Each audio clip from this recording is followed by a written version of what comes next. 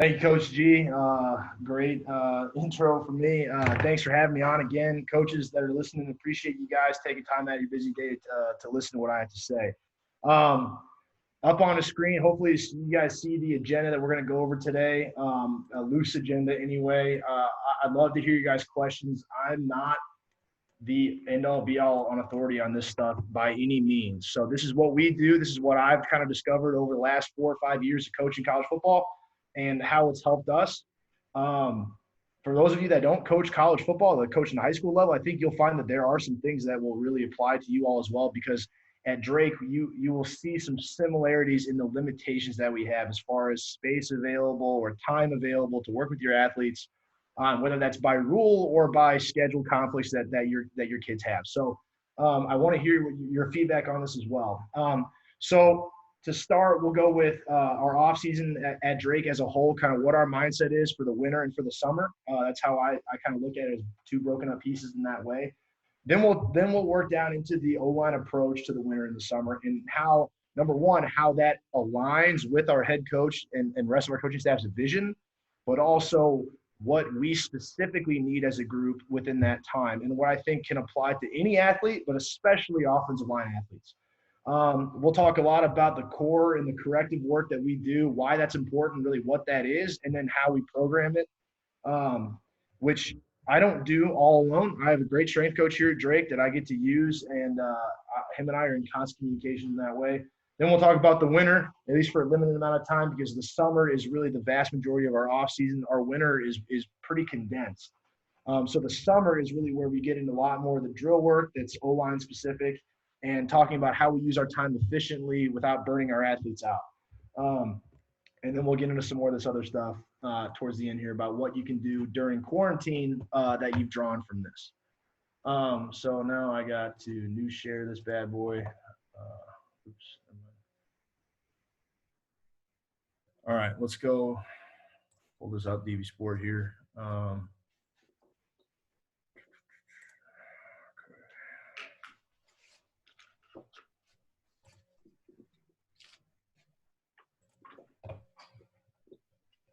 Coach, are you seeing a slide up on your screen? I see you got a DV Sport up. Yeah. Is that what it's like? With my name and info on the top? I see DV Sport, Drake University. It says 2019 off-season study. Okay. Interesting. Just give me a second, guys. I'm a bad millennial with this stuff. Hold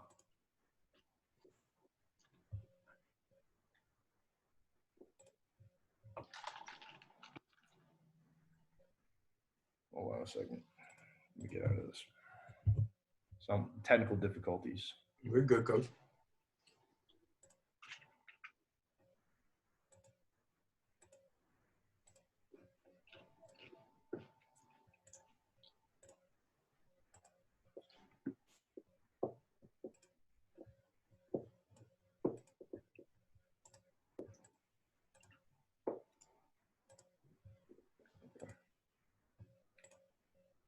All right.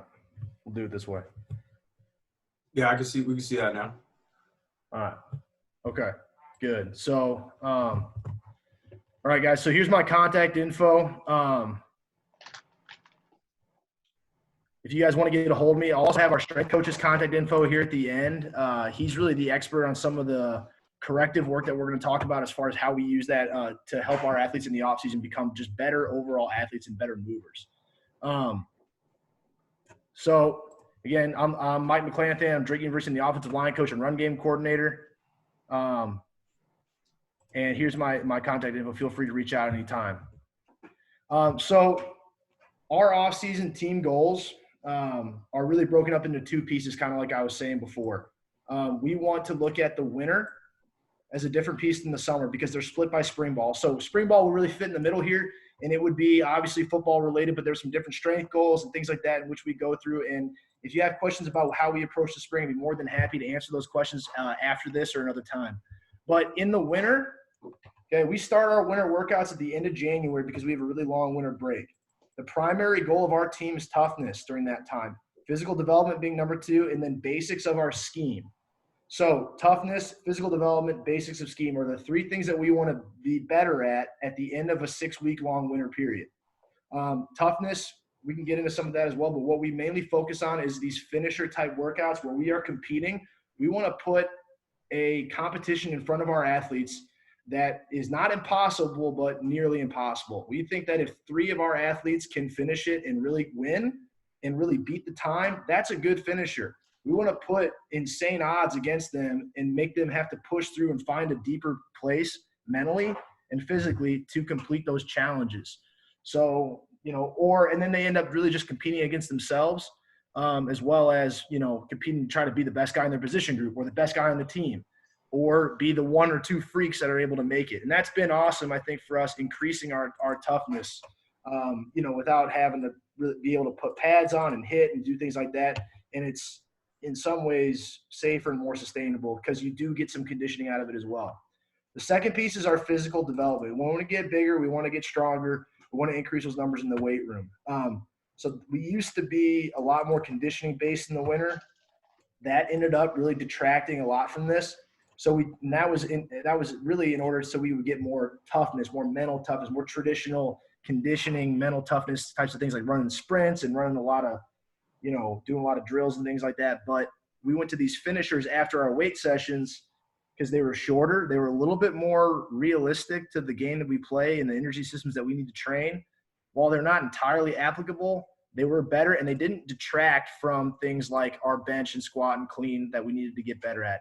And then we want to revisit our basics of our scheme, assess what we did as a coaching staff, but then any changes we make, we want to implement those in the winter and start to kind of revert back to some of the more simple things that make us who we are as an offense or a defense. And the last 2 years at Drake, we've installed a new offense in the winter, so that's reflected in what we do and kind of the time spent in the classroom versus on the field, or really in my approach as a position coach and how I want to train my athletes.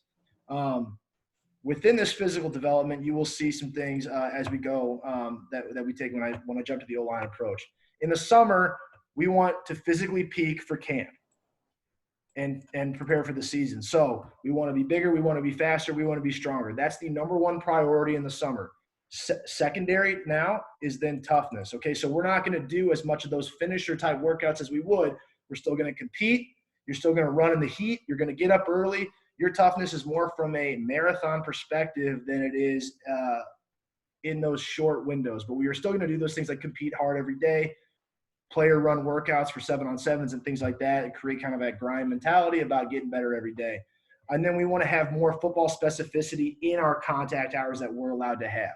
Now this contact hours thing is probably the most relative piece of what I'm going to speak on, because we're FCS program at Drake, so we get 2 hours a week in the summer, or basically you get we allot ourselves 2 hours a week. It's relative to how much time you spend in the weight room. And, there's a lot of rules in the NCAA. In high schools, it's different in every single state. But what I'm going to speak on, I think, can be done regardless of your contact hours, but really more in the way in which you choose to organize it as a position coach or as a head coach, a strength coach, however you want to do that. And we'll kind of move on to that now. So this is a little bit of a wordier slide here, so bear with me. But our O-line offseason goals are broken up. You're going to see a lot of the same things between the two, but it's really more about the order in which they are done and what is missing or what is added in each phase. So in the winter, we want to compete and win the finisher. So the first thing is you want to win the finisher. I don't care if it's you got to row X amount of meters in so much time and it seems impossible. You're going to compete your butt off, and I expect you to make it. I expect at least one O-lineman to be in the group, the winner's circle at the end of it. And then I want you to be the best guy in the position group. I want you to beat the D-line. I want you to beat the rest of the offense, set a record, and beat yourself. But we are going to compete, and we're going to win our finishers whenever possible. And if it's not possible, you better fall on your sword and die trying. Because our number one goal as a team in the winter is to increase our toughness, and that's through competition and consistent messaging. And if you're not doing that, then you're not fitting the goals of the team. So this is number one. Okay. The second thing, okay, and we'll get into some of the specifics of this in a minute here, is our functional movement screening correctives. So our strength coach has done an amazing job over the last 2 years of implementing this testing protocol to find basically guys root issues in the way that they move and deficiencies, whether that's strength, balance, stability, or mobility issues in their joints and different pieces of their body. We have great corrective exercises to do. It's tiered, it's programmed.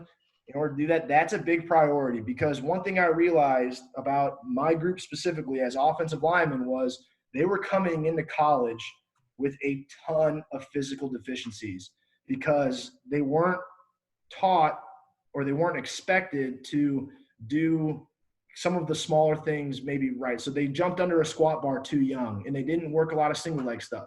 Single leg strength is probably the single biggest deficiency I see as an offensive line coach in the college level.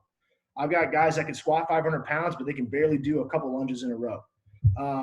It's kind of crazy to see it, and it's not a reflection on anybody's programs when they're in high school, because the kids are getting stronger, the kids are getting better, but at some point we need to retract back to the basics and kind of build a solid foundation, because they're going to be under higher stress consistently, and it's going to expose some of those weaknesses, and it could cause injury. But it will, at the very least, slow their progress in the weight room, which will then slow their progress as an offensive lineman. And then the second piece of that is physical development. The reason why that's B and not A is because I believe that this needs to be implemented for this to get maximized. And I've seen quite a few of my younger athletes make massive strides in the weight room at a faster pace than what their older counterparts have done when we started implementing these functional movement screening correctives. And then we do a ton of core work. By a ton, I mean that it's programmed correctly. We start out with the GPP type phase of the core, and then we add into more specific things that address issues for those athletes. And we'll talk about that here in a minute and why that's so important. And then we want to create mastery of scheme and changes in the scheme. In the summer, which we'll spend more time doing because that's really more of this football specific stuff, we want to attack each day of training. Again, the number one goal is to physically develop bigger, stronger, faster. So that's got to be our number one mindset, is how we approach every day of training.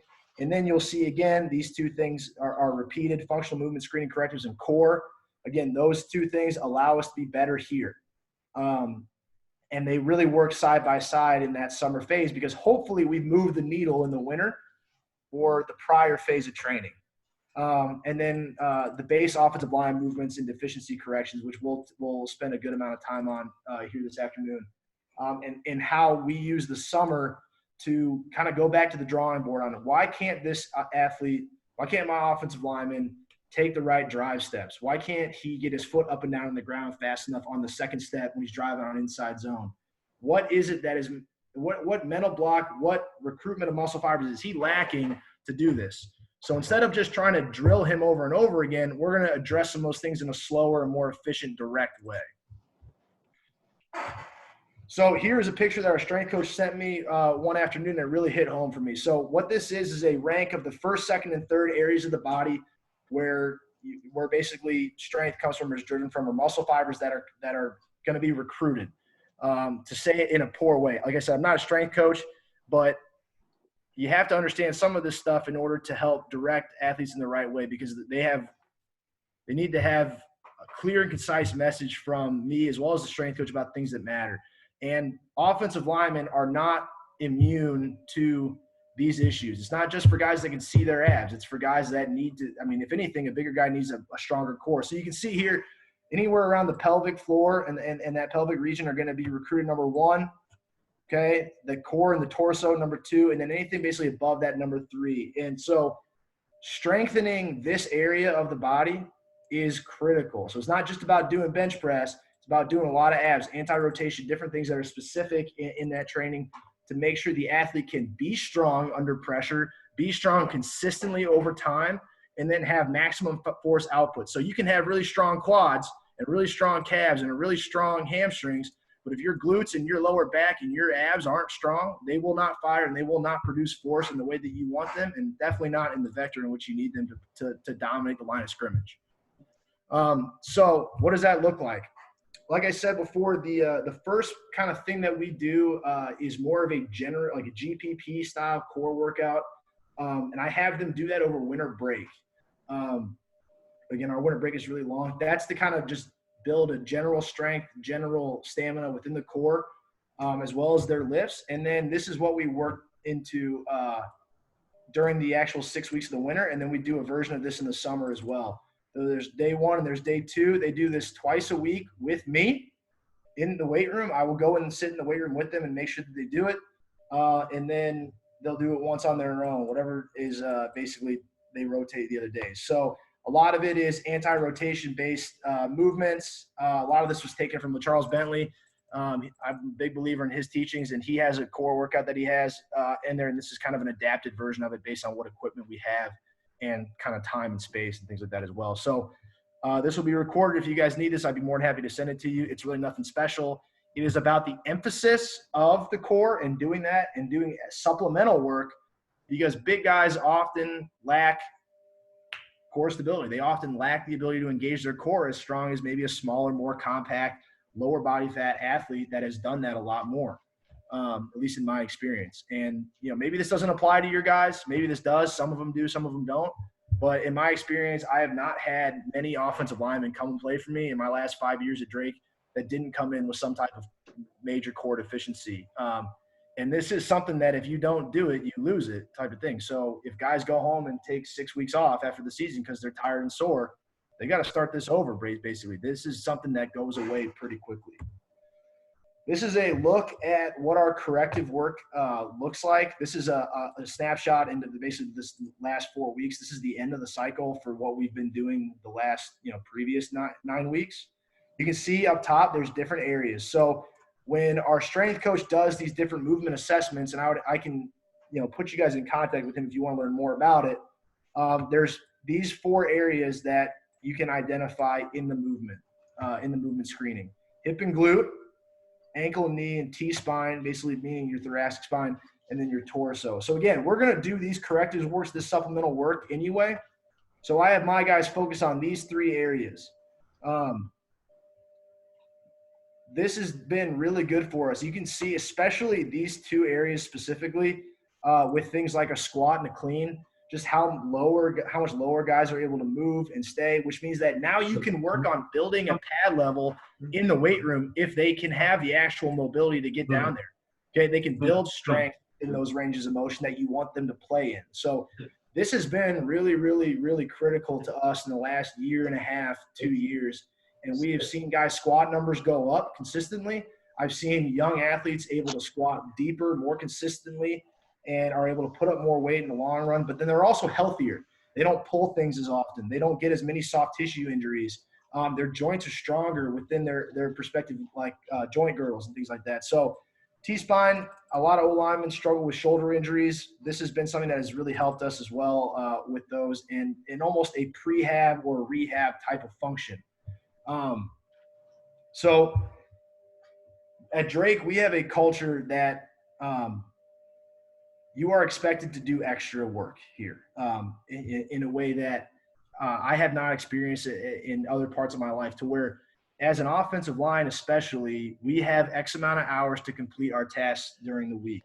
Okay, you have to do school. That's non-negotiable. Some guys got to work as well. We are a non-scholarship program, so a lot of them have jobs as well.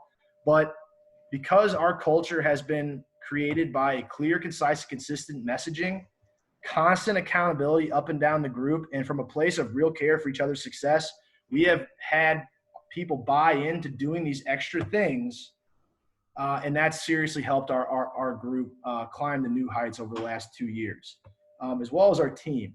So when there is this buy-in, this message is clear, consistent, and then you're willing to hear feedback from your own group about this stuff, you can help push them into doing more and more things, because that's what's going to be best for them in the long run.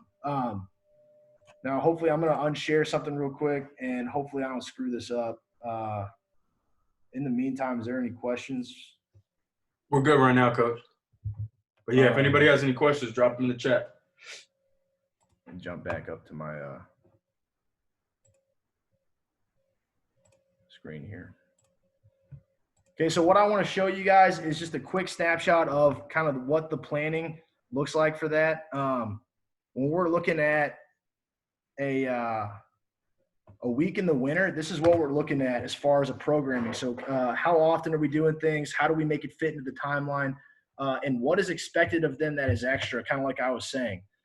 So here you can see I've got one athlete that had to lift really early in the morning. because of student teaching. And then you can see our general workout sessions and schedule here. I share this all with my athletes. I give it to them so that they're all on the same page. It helps them stay organized, and we all have one document to work off of as well. So you can see Wednesday is a soft tissue recovery and leadership day, and we do some position work. This is a day in the winter. So one thing to highlight is that during this last 2 winters, we were installing a new offense. So I wouldn't necessarily usually spend this much time on play-specific drills. It would be more of a mirror or a preview of what we would do in the summer with more film review. But these guys are going to be busting their butts in the weight room, and they're going to be under a lot of stress from a finisher perspective. So I don't want to kill them during our position work. It's not a 35 or 40-minute agility session where they're going to be balls to the wall. It's very, very deliberate in what we're teaching. So you can see on this particular day, we were teaching wide zone angles and talking about blocking people where you find them. We were doing 3-cone drills, very specific offensive line stuff to help teach. You can see the goal here was recap fundamental angles on inside zone and wide zone. So that kind of that fundamental teaching. We're as far away from playing football as we're going to be at this point in the year. So it wants to be very fundamental. But again, the main goal is toughness. Okay, so increasing that work output in the finishers and winning those things. But then also we want to develop physically. So you can see here we did some optional film and donuts. Any O-line coaches out there know that the best way to get guys to join an optional meeting is to feed them. It's pretty much the only way that I've gotten 100% attendance at both of these meetings was I said I would give free donuts. It's a little bit overblown statement, but that's the idea. So you can see here's the things that we talk about, and we would do some community service and things like that as well. But and then you move on to the summer, which is really what I want to spend more time on because it's a little bit more football specific. And there's things in here that you guys can do with your players essentially in quarantine because it doesn't necessarily always require a partner, or there are partners to be had because I'm sure these guys are not living alone for the most part. So you can see here, let me jump. I'm going to go through this so I don't have to switch screens more than once. But you can see our guys are going to lift at 5 a.m. or 7 a.m. lift during the summers. That's because we're being a non-scholarship program, our guys have to have jobs. So, and the summers are non-mandatory at Drake, again, because we're not on scholarship. So we do have some similarities to some other different level programs that, whereas if you were to jump in and watch like someone discuss the summer development at Iowa or Iowa State or a Power 5 program, it's going to look different than what we do and probably what a lot of other coaches do because we don't operate in the same circumstances. Okay. So, and then the guys go to work all day basically, and then they come back twice a week with me, and then once a week just player led. I used to do this all by myself, but I wanted to give players more ownership over the process. And basically what they do is they repeat the drill work from one of these days in which I tell them to do, and they'll have drill progressions and things like that as well to work from. And then you can see here, we have different things that we want to make sure that we work on. Again, they have access to this stuff. Before I go any farther, again, you can see during the winter, our correctives and our core work are going to be done before and after the lift. I have a very, very short amount of time with them in the winter to work with them.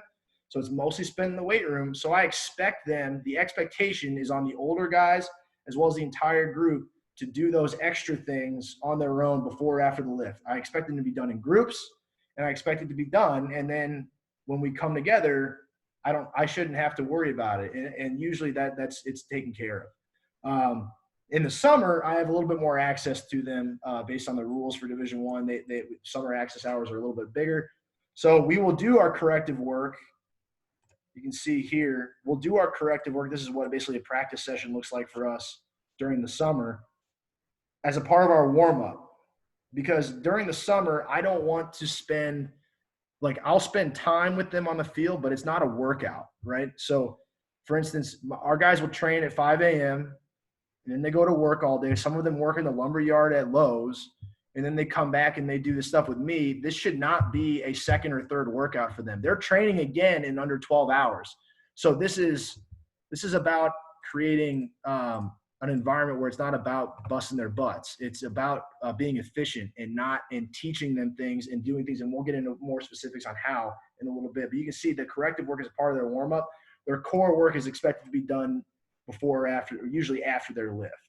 And then I like to do one-on-ones with them virtually during the summers to catch up with them, make sure their progress is good.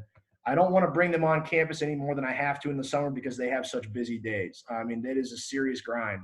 You're talking about 5 to 6:45 at night, 3 times a week, and then the other days they're still working and lifting. So I'm going to jump back to DV Sport real quick.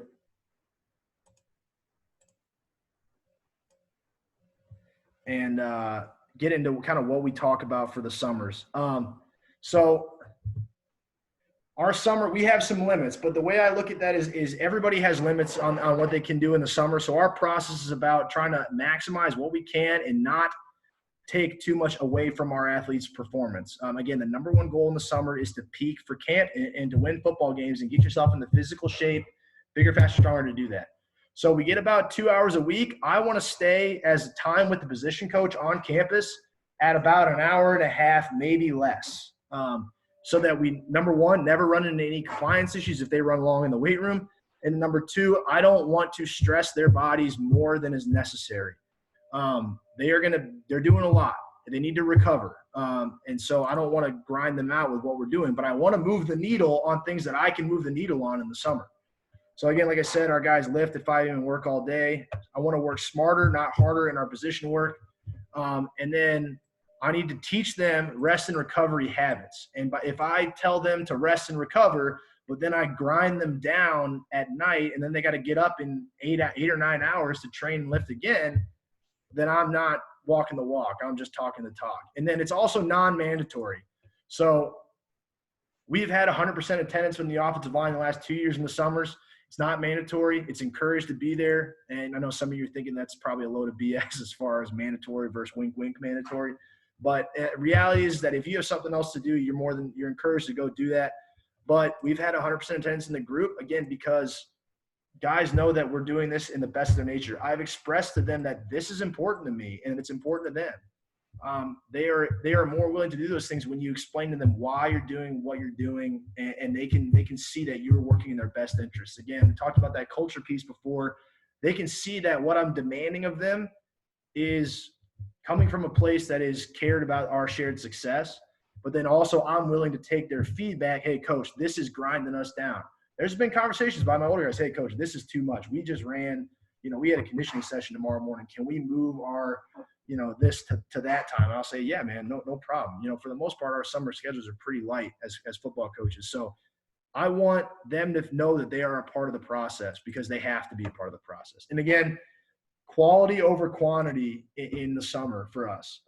If a guy gets 2 reps at a drill, that's fine, but they need to be 2 really good reps. And I'm more than willing to stop a rep of a drill in the middle of it and have it start over so that he doesn't go through this long drawn out process just to have to do it again. Right.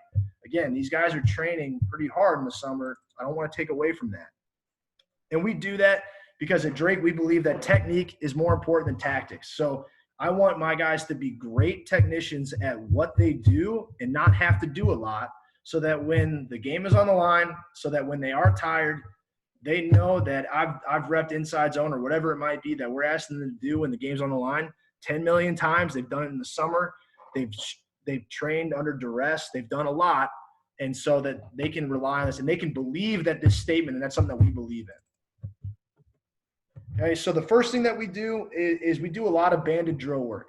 So what I did was, a couple of years ago, and this is not going to blow anybody's doors off, is looked at what are some of the biggest issues that we struggled with, and what were the movement-related causes of those issues from a technique standpoint. So this is going to relate to offensive line because that's what I coach, but I think that you can apply this to a number of positions. I'm not going to pretend to know what I'm talking about when it comes to coaching DBs or receivers or any of that stuff, but I think you can take these concepts and apply them to that, and just about in any program. Our banded drill work emphasizes shin angle and drive. It helped take away the step mentality and created a drive mentality. And then muscle recruitment and memory was also helped create and emphasized, and it's slow and deliberate. Again, we don't need to do a ton of these reps. In fact, a lot of these reps is just going to wear guys out and can help build bad habits. So again, quality over quantity and rest and recovery are being emphasized here. Here's a kind of a list of the stuff that we've done. This is not an all-inclusive list, but this is a few of the things that we focus on. So you can see stance and some of the coaching points that we do the first week. Power angles, a lot of the shin angle stuff that I'm gonna talk about it is developed through this, and then demeanor run and strike and demeanor pass and pressure to pressure. Those are really the three that we focus on and rotate throughout the summer. At least through the first 4 or 5 weeks. Once we get to the 4th of July, we then basically break for a week, give the guys some time to rest and go see their families. And then I assess what we've done and have we made progress or not made progress in the right areas. And then the second half of summer, we start to shift more towards a scheme mindset. But we're still going to emphasize these things, but we basically take one of those workouts and shift them into more of a install review, walk through film session type of thing, where we might even do it online just so the guys can sit and recover. So here's an example of one of the drills we do every summer. The reason we use the bands, again, like we said, is it helps train the mind-muscle connection and create angles. Because as you can see here, we're going to work a pass-related drill. This is Cade Gilbert. He's now a fifth-year senior offensive lineman. This is from a couple years ago. Where I'm going to use the band because I want to emphasize him catching on his catch foot and stopping himself with a good shin angle. So he's going to drive, catch. You can see he's able to put force through the ground at the correct angle to now move laterally. And he gets to good demeanor. You can see his hat's a little in front of his toes here just by the way his butt's poking out. But we'll get to that here in a minute. So again, we want to do that drill. We want to band the catch leg, the drive leg. We want to do it. So here you can see we're going to band the drive leg. One thing I will say is that I'm doing a poor job on this banded drill because I am not matching the angle in which I want him to drive. If I want him to drive at a 45, the band needs to be at a 45. Does that make sense? I mean, so you want that force to mirror whatever angle you're teaching here. So he is a center. So I can justify, at least to you guys, since you don't know what I teach about him setting a little flatter here. But you can see he's really cranking his knee, which is good. I want to emphasize that. But in reality, that's not what his shin angle is going to look like in his stance. In his stance, his inside foot's going to be a lot more vertical, or at least a little bit more vertical in a center stance. There we go. That's a better look. And you can see I'm emphasizing muscle recruitment and driving off the instep, driving from the glute, driving from the interior of the quad, and not stepping with this foot, driving off the post foot in the inside foot, or the drive foot, if you will. Okay, then we'll move on to the stance, we'll go to the other leg. We want to do right and left. Okay, now we'll move on to the stance. So this is best if done with a partner, at least in my mind. I don't like doing drills on air because I don't want guys to build robotic habits. All your angles and all your sets and all your run footwork is based on the relationship you have to the defender. So again, you can see he's in a good stance. He's playing guard here in this stance. He's got a good shin angle. He's going to drive. I'm not doing the best probably job I can do here. I should probably be a little bit more at this angle so he can drive back through the ground at that angle and probably get his first step about here. But again, it's all relative to the position you play or the angle you want to teach. But you can see he lands in a nice thing. I like to do multiple reps in a row so that's the only one he has, so I can coach him and he can correct it right away. Coach, correct, coach, correct, coach, correct, and then we're done. That's the only one we're going to do. Again, it's not designed to be kind of an ass kicker drill. It's designed to have quality over quantity. Okay, and then we'll band the back leg again. What I'm showing you guys right now is all pass drill related things, but you can do these with just about anything. I can pull up some run drill clips as well here we have in a second. But you see I'm doing a better job here of emphasizing the angle of which he's driving back at. The reason why we ban the catch leg is what I've seen over the last couple of years is that when guys get in trouble because guys get in trouble not being able to move laterally back this way when someone moves across their face because their knee rolls over their toe or over their heel. So when they get past this shin angle, this vertical shin angle, and that knee starts getting in this area, they cannot drive laterally back towards their inside. It's not rocket science, but it did make sense. And it was easy for me to figure out. So you can see here, he's doing a decent job. I would like to see maybe his toe pointed out a little bit more and him really crank that knee inside. So that way he can drive and react to the other direction. Okay, so those are a few different examples. Some other things that we'll do, I think every offensive line coach in the history of O-line coaches that teaches this has struggled with on an inside zone or power, getting that second step in the ground and getting it vertical. Every offensive lineman I've coached, for the most part, has had the issue of bringing that second foot too far over. And so banding those drills, and I can pull that up later and show you guys if there's time, but banding that second foot. So if I'm zoning to the right, stepping right and having the band around my left knee and working that angle can help teach guys to drive that knee vertical and slam it in the ground.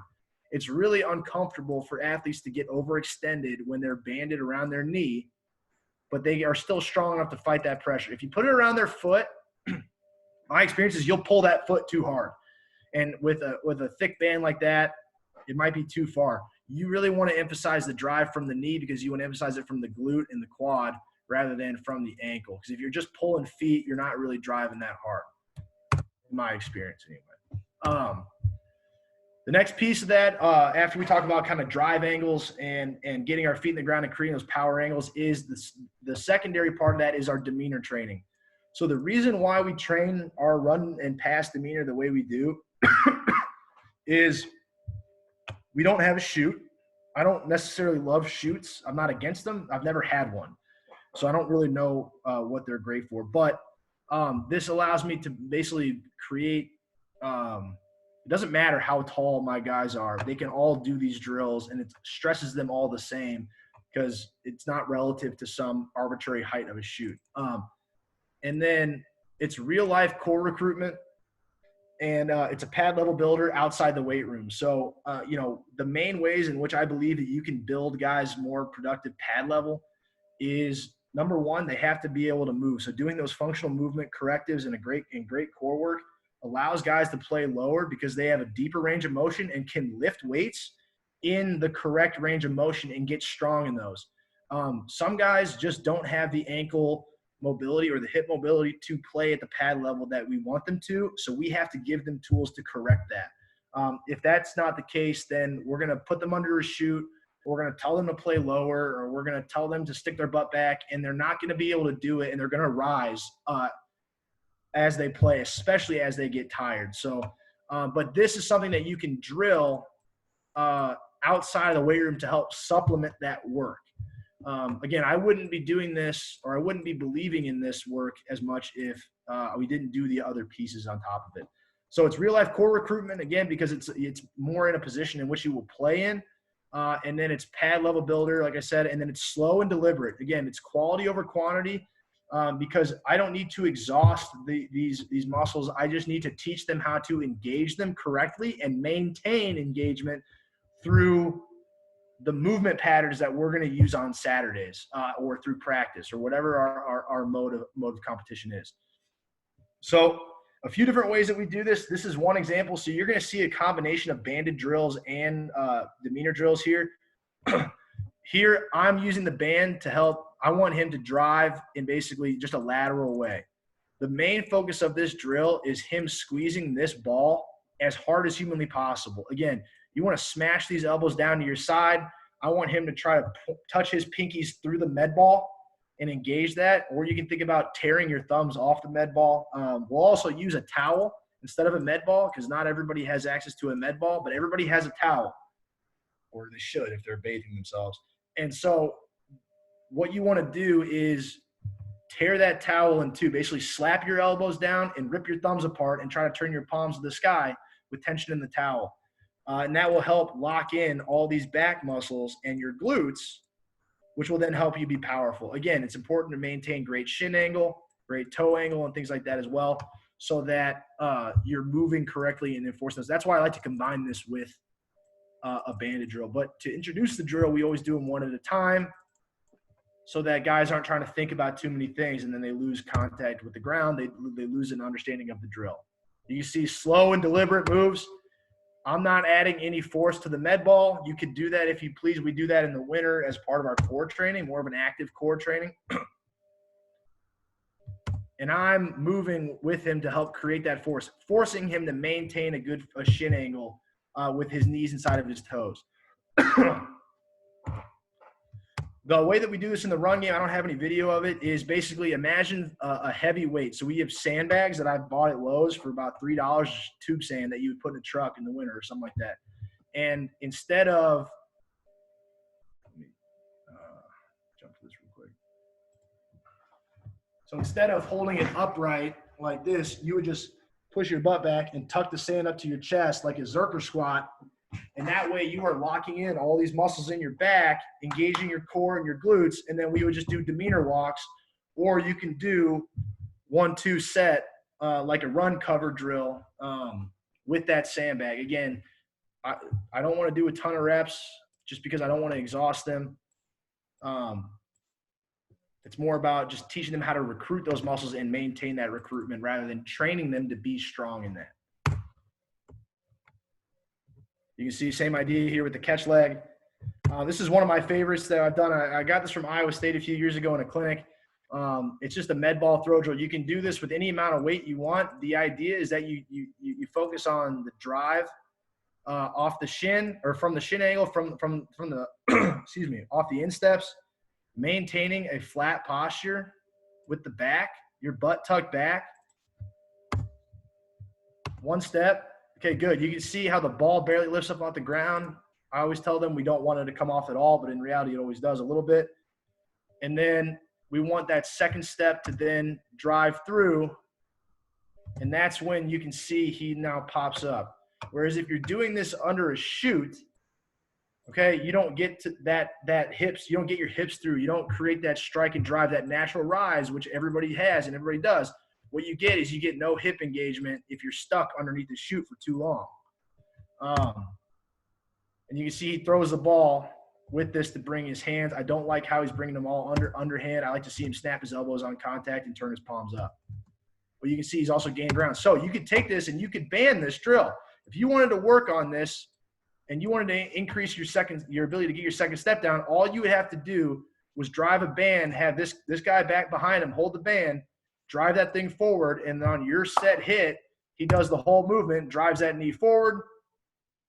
You've worked demeanor, you've worked first step, you've worked shin angle, power angles, all those good things, and you only need a few quality reps to make sure the guys are reinforcing those consistent habits.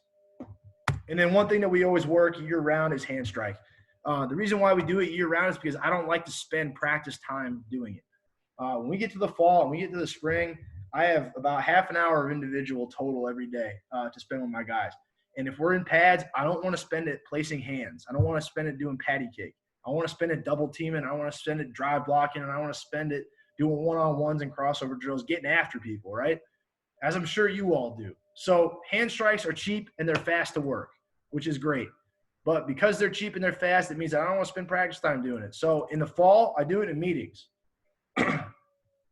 In the winter and in the summer, we do it as part of these groups, or I have them do it on their own, or, you know, right after we warm up or before warm up, something like that, where it's not taking time away from the rest of the group. But it is very important. Obviously, hand placement is critical. So we need to make sure we get those reps, but they got to be quality.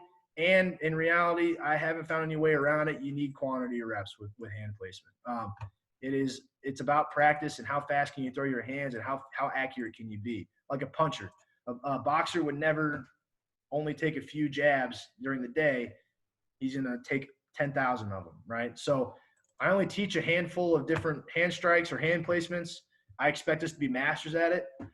When we're teaching this stuff in the summer and in meetings, obviously placement is key over power. I don't want anybody punching anybody in the ribs full tilt in a meeting or in the summer. That doesn't do it. I want to teach and feel and recruit the right muscles and get you a lot of reps at it, but a quality placement is what we're after. And then it's a detail on something, otherwise it's hard to spend time on, like I said. But the idea is quality over quantity. here's a few examples of stuff that we've done. You can see it's just hand framing, high hand, low hand stuff.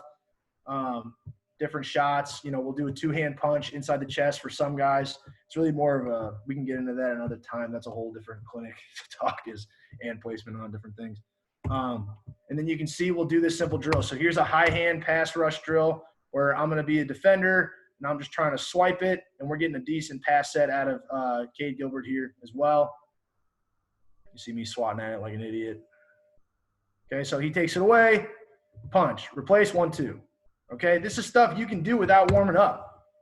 All right, this is stuff you can do in a meeting room. All right, you can do a million punches on inside zone, wide zone, you know, double team placement, whatever it is that you teach. You can find time to do this in the summer because it's cheap and it doesn't require you to even sweat. So this is also something you guys can do in quarantine. If you guys are looking for things to do for your athletes and over video, or that they can do on their own, they can do this stuff with a band on their own. The way that I've had guys do it, or told guys that they can do it before, is if you find a pole or something they can anchor a band on, they can now dictate what ankle that thing pulls at. So if this camera was the band, right, and I wanted to work my sets here, I would have it pull from there. I want to start with a lot of resistance, move to the resistance, but don't let my knee pop out. Those would be the different ways to do that. If you guys need more examples or ideas, feel free to get in contact with me. I'm coming up on an hour. And I want to make sure you guys have time to ask questions if you have any. If not, Coach G, I'm pretty much wrapped up here. Yeah, appreciate you guys' time. No, absolutely. Yeah, guys, if anybody has any questions before we wrap this up, just drop it in the chat. Obviously, Coach shared his contact information. So by all means, you know, make sure you guys follow up with him there. But we'd love to take a few questions if anybody has it. Obviously, it's a, you know, a crucial part of any, I mean, you know, the off-season development is always huge for any position.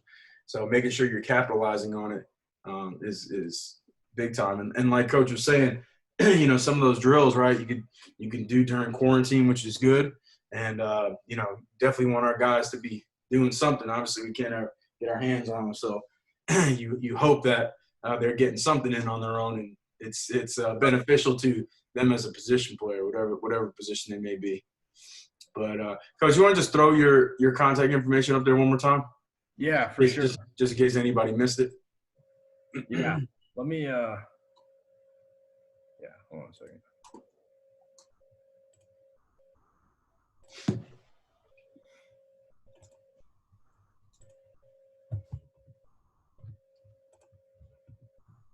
There you go. And then here's our strength coach's contact info if you want to get in touch with him about the corrective work. I can't emphasize enough how this has been a major game changer for us once we implemented that stuff with the core work. The anti-rotational stuff as well. I mean, it's just been – our health has been better. Our strength has been better. Our progressions in the weight room have been better. And then not wearing us out when we do our drill work has been a big deal. I mean, I know I played for guys in my life where it was just go full tilt all the time. Let's just get a ton of reps and it will work itself out. And being more intentional has been a bigger deal for us. Got to get the quality reps in, like you said, you know, for sure.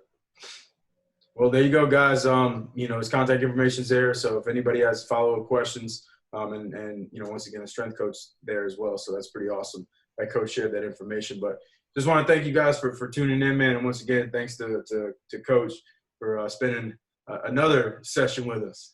Yeah, anytime, Coach. I appreciate it, brother. Learn other stuff to talk about. Hey, that's when you circle the wagon back around. You know what I'm saying? Yeah. No, it was awesome, Coach. I really appreciate it. Appreciate it, guys.